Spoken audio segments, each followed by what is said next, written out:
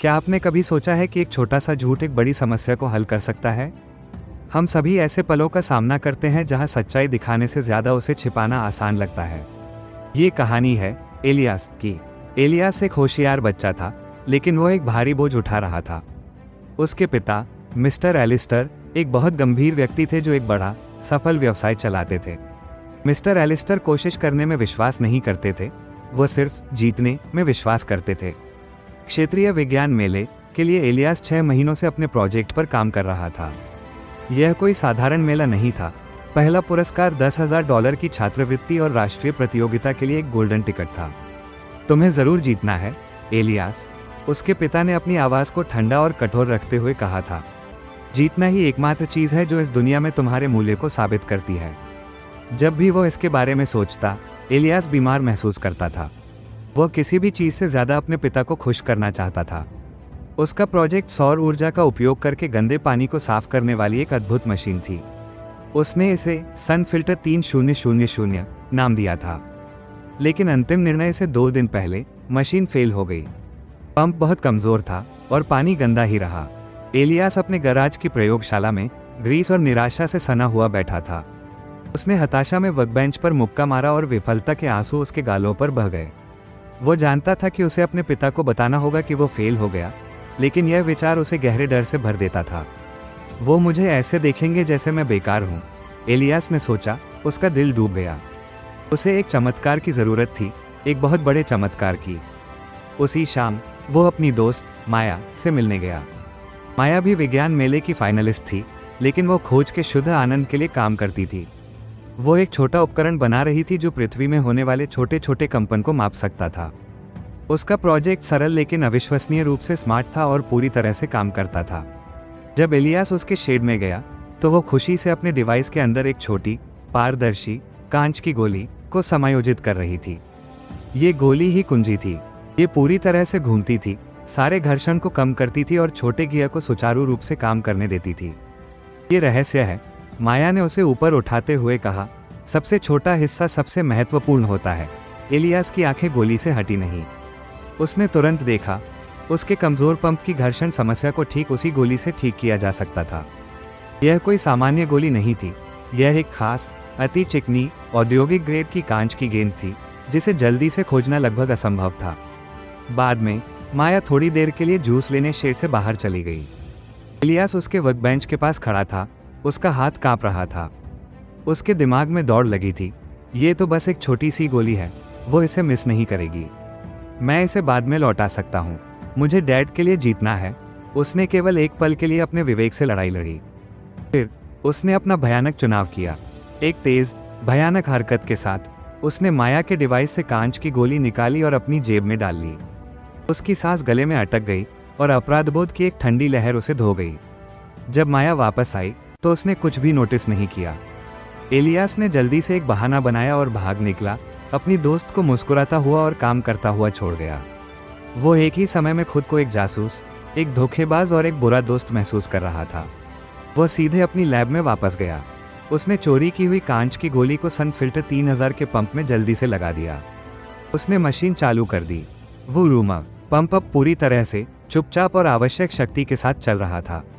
गंदा पानी अंदर गया और साफ चमकदार पानी बाहर आया। एलियास लड़ाई जीत चुका था, लेकिन अपने अंदर की जंग हार गया था। उसके पास उसका एकदम सही विजयी प्रोजेक्ट था, लेकिन पंप में लगी वो गोली उसके अपने पेट में एक भारी पत्थर की तरह महसूस हो रही थी। अगले दिन अंतिम निर्णय का दिन था। मिस्टर एलिस्टर अपने बेटे के प्रोजेक्ट के बगल में गर्व से खड़े थे।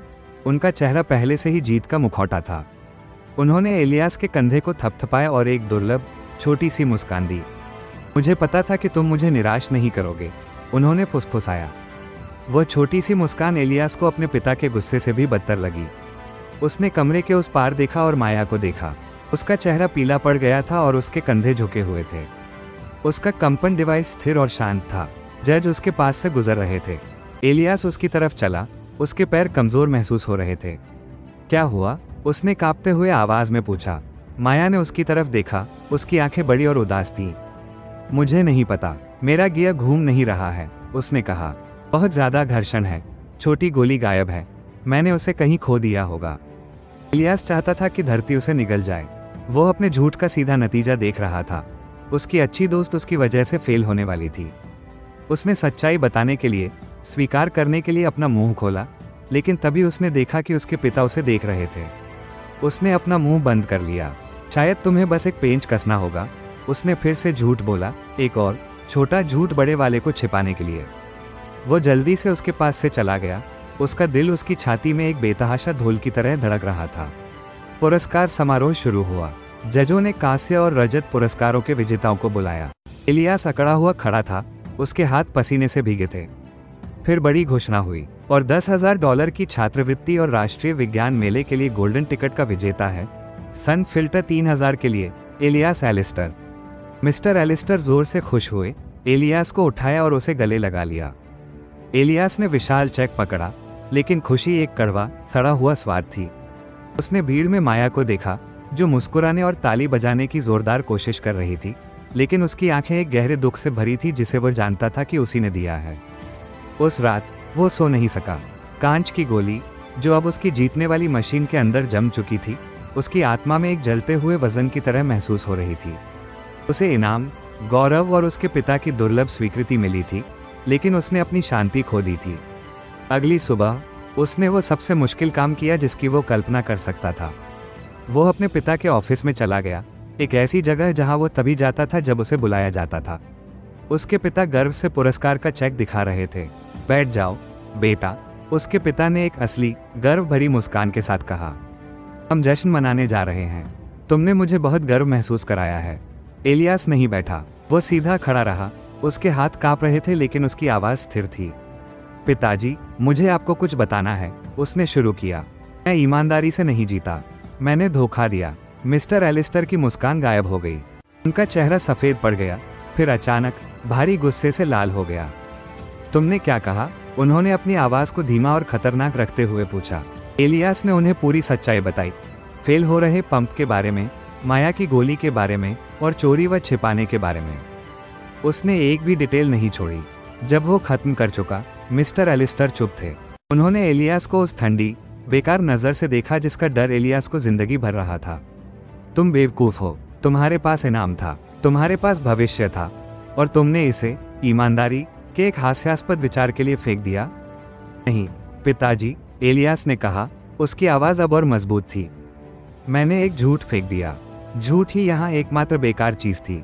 वो जानता था कि उसके पिता लंबे समय तक नाराज़ रहेंगे, लेकिन उसे अपनी छाती में एक अजीब, हल्का एहसास हुआ, गोली चली गई थी।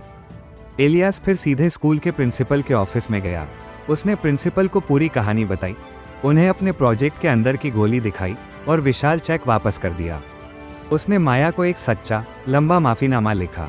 खबर जाहिर है जल्दी ही फैल गई।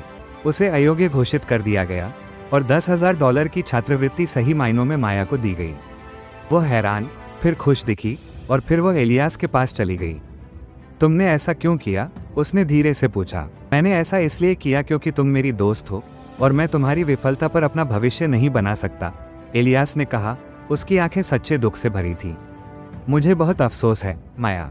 माया ने उसे गले नहीं लगाया और न ही उस पर चिल्लाई। उसने उसकी आंखों में देखा और उसने बस कहा, मैं तुम्हें माफ़ करती हूँ इलियास। एक गलती को सुधारने में उसे करने से ज़्यादा साहस लगता है।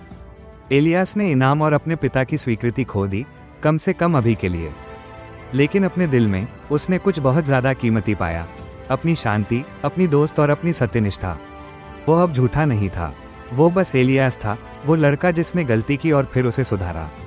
महान सबक ये है, एक झूठ एक चिकनी कांच की गोली की तरह होता है। ये सुंदर और सरल दिखता है, लेकिन ये घर्षण पैदा करेगा और अंततः आपके जीवन के सबसे महत्वपूर्ण रिश्तों को तोड़ देगा। ईमानदारी, भले ही आपको इसकी कीमत सब कुछ चुकानी पड़े, आपको आपका सबसे सच्चा स्वरूप लौटाती है और एक ऐसी नींव बनाती है जिसे कभी तोड़ा नहीं जा सकता। अगर सच्चाई की शक्ति के बारे में इस कहानी ने आपके दिल को छुआ है, तो कृपया उस लाइक बटन को दबाएं।